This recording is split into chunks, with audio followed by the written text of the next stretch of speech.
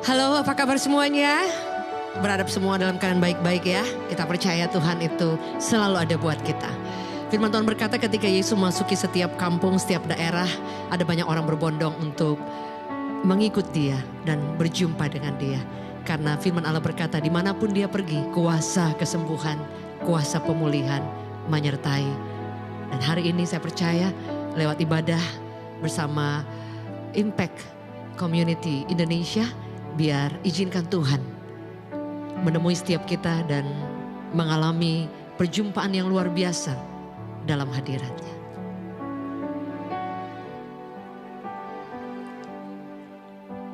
Dalam nama Yesus ada kesembuhan.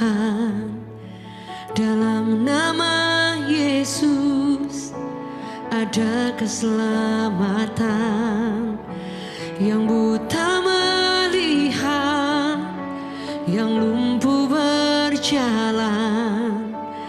Dalam nama Yesus ada mujizat.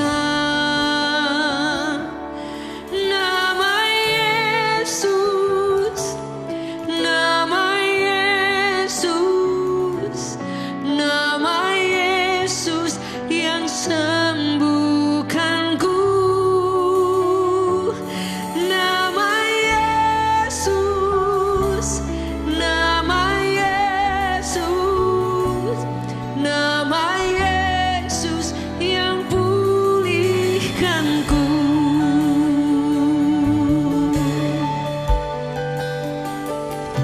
Bersama. Dalam nama Yesus ada kesembuhan. Dalam nama Yesus ada keselamatan. Yang buta melihat, yang lumpuh berjalan. Dalam nama Yesus ada mujizat.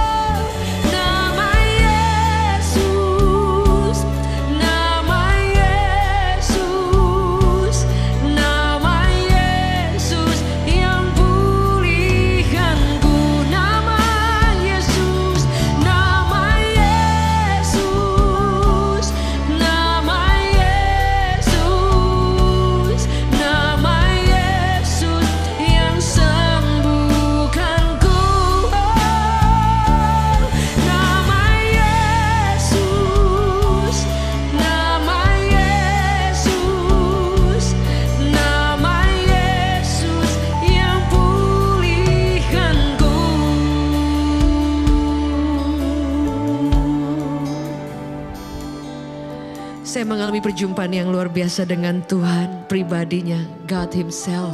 Dan saya tahu bahwa ada suatu pribadi yang luar biasa, melebihi agama yang saya ikuti, melebihi sesuatu yang saya percayai, bahwa His name is Jesus, nama Yesus, namanya yang berkuasa. Suatu waktu saya dari latar belakang keluarga yang kurang baik, broken home, dan kemudian mengalami terlalu banyak masalah-masalah yang sulit, dan di situ saya ngalamin banyak tekanan yang luar biasa, dan saya hampir tidak bisa mempercayai bahwa saya punya masa depan di dalam Tuhan. Saya berkali-kali berusaha untuk ingin bunuh diri dari semasa kecil ketika saya bertumbuh dari keluarga yang jika orang tua saya berantem, dan berantem itu bertahun-tahun selama saya dari kecil sampai saya 19 tahun, itu hampir setiap hari saya melihat kejadian yang mungkin menakutkan, mengerikan, dan menyakitkan. Dan saya tahu Tuhan, tapi saya tidak tahu bagaimana caranya untuk datang kepada Tuhan atau meminta tolong seperti apa. Sehingga berkali-kali saya berusaha ingin menyelesaikan hidup saya, baik dengan meminum obat maupun ingin menabrakkan diri.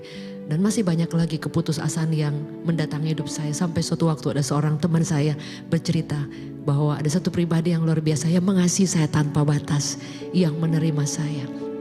Hari itu saya menerima Yesus melebihi agama Kristen yang saya ikuti. Nah, saya tahu ada satu pribadi yang luar biasa yang hadir dalam hidup saya. Sejak hari itu saya berjalan mengikut dia. Saya tidak minta yang lain, saya hanya ingin mengikut Yesus, saya katakan. Dan proses demi proses saya lewati, saya mulai berdoa untuk orang tua saya. Firman Allah berkata, Kisah Para Rasul 16 ayat 31, satu orang percaya, seisi keluarganya diselamatkan. Dan saya tahu itu tidak langsung simsalabim, tapi melalui proses waktu. Dan saya terus berdoa dan saya percaya. Dan suatu waktu mama papa saya mengalami pemulihan yang luar biasa. Dan mereka berjalan mengikut Tuhan, mengiring Tuhan, bahkan melayani Tuhan. Dan mama saya juga sampai hari ini, papa saya sudah dipanggil pulang, tapi mama saya sampai hari ini menjadi pendoa syafaat yang terus melayani Tuhan, saudara. Dan saya mengikut Tuhan dan tidak mudah untuk berjalan mengikut Tuhan.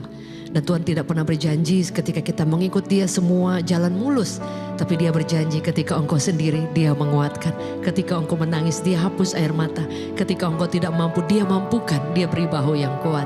Suatu waktu dalam perjalanan saya menikah. Saya diberi anak-anak yang luar biasa. Anak-anak saya sudah dewasa. Dan mereka melayani Tuhan sampai hari ini. Saya memiliki seorang suami yang dia juga melayani Tuhan. Pastor David Novendus. Dan kami mengembalakan Jemaat Revival Worship Church. Dan melewati musim demi musim yang sulit, saya selalu melihat selalu ada harapan dan tidak akan pernah Tuhan meninggalkan. Suatu waktu ketika saya berjalan mengikut Tuhan, saya pernah sakit dan divonis dokter sakit dan mungkin sulit untuk melihat ada harapan-harapan di depan untuk pemulihan. Saya berangkat ke Cina dan ke Singapura dan kondisi tetap memburuk, saudara, sampai saya pulang dan saya mengalami sakit yang kondisi yang terus menurun, drop sekali dan beberapa tahun itu seperti kulit membungkus tulang.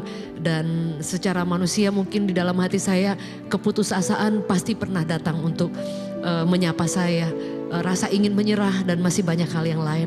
Tapi suatu waktu saya mengambil keputusan untuk tetap mempercayai bahwa ada satu pribadi yang luar biasa. Kita sebagai anak boleh meminta dan saya meminta kepada Tuhan. Kalau Engkau masih memberi kesempatan buat saya hidup, saya tahu kesembuhan pasti saya terima. Tapi kalau memang sudah waktu untuk saya pulang, buat saya sampai di garis akhir, saya tetap mencintai Tuhan dan tidak pernah menyerah dan tetap melayani Tuhan.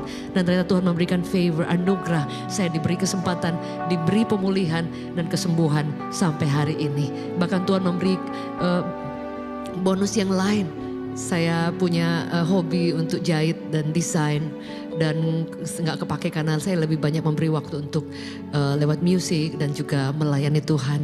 Dan saudara, sampai suatu waktu saya dipulihkan Tuhan memberi bonus yang lain. Ketika saya sembuh, saya pulih. Dan itu pun ceritanya ada storynya ketika saya dirawat di Singapura dan saya lihat ada perempuan pakai gaun emas. Saya masih sakit, masih dalam keadaan yang drop sekali. Dan ketika saya melihat di mimpi itu ada perempuan pakai gaun, ada desainer di sana. Dan saya lihat ruangannya keemasan. Saya pikir aduh ini apa saya mau dipanggil Tuhan, seperti itu kira-kira. Tapi saya pulang ke Jakarta dengan kondisi yang drop sekali. Saya menyelesaikan treatment dan pengobatan dan istirahat. Dan ketika saya ingat saya mengisi waktu yang lain, dokter katakan kalau kamu punya hobi itu juga menolong untuk mengisi waktu luang. Dan saya ingat saya mulai jahit, saya mulai desain kembali di waktu-waktu luang istirahat. Dan ternyata mimpi itu Tuhan menggenapinya. Ketika saya pulih, saya terpilih menjadi salah satu desainer bersama desainer-desainer kenamaan lainnya seperti Ana Avanti dan Sebastian Gunawan, beberapa yang lain yang desainer terkenal di Indonesia yang mereka sudah malang melintang di dunia fashion design as a fashion designer. Dan saya terpilih juga untuk berdiri sebagai fashion designer from Indonesia untuk event dunia Miss World 2013. Dan saya boleh mendesain gaun-gaun adi busana untuk putri-putri dunia dari Brasil, Saint Kitts, Slovenia dan beberapa negara lainnya. Dan gaun yang saya buat boleh masuk 5 terbaik dan saya tahu itu anugerah Tuhan.